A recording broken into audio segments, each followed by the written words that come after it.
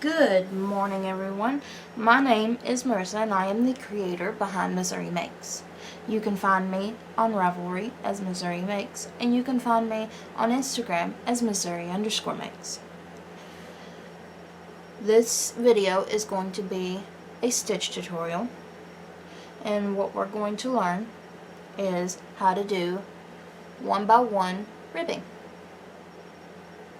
1x1 ribbing is easy. It is used in patterns for like the bottom of your garment or the bottom of your sleeve or for the cuff of your sock. 1x1 ribbing is used for a lot of things. It can be used in hats. It can be used for a lot of different things. And sometimes the pattern will call for 2x2 ribbing, 1x1 ribbing, whatever. 1x1 ribbing is my favorite. If a pattern calls for 2x2 ribbing, I usually switch it to be 1x1 because I prefer the look of a 1x1 ribbing. Let's go ahead and get started. For this video, you are going to have to learn, or you're going to have to know how to knit and purl, and then the rest of it we can do together. I'll show you how to do this ribbing here. I am using a size 8 knitting needles. I have a little swatch here. The yarn that I'm using is my own hand-dyed yarn. This is Street Art.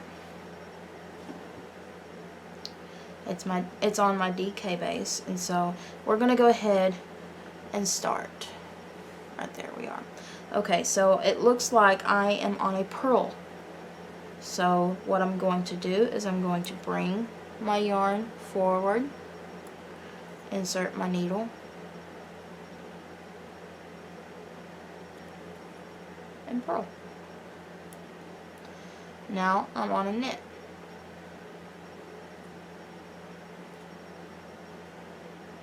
Bring your yarn forward and purl the stitch. Put your yarn back in the back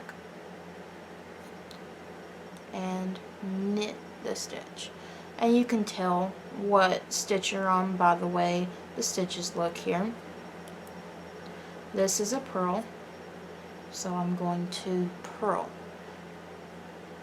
And you're just going to alternate between knits and purls for a 1x1 ribbing. This one is a knit, so I'm going to knit it. This one is a purl, so I'm going to purl it. And you'll knit, purl, knit, purl, knit,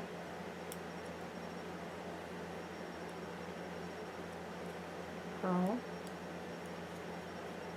knit, purl.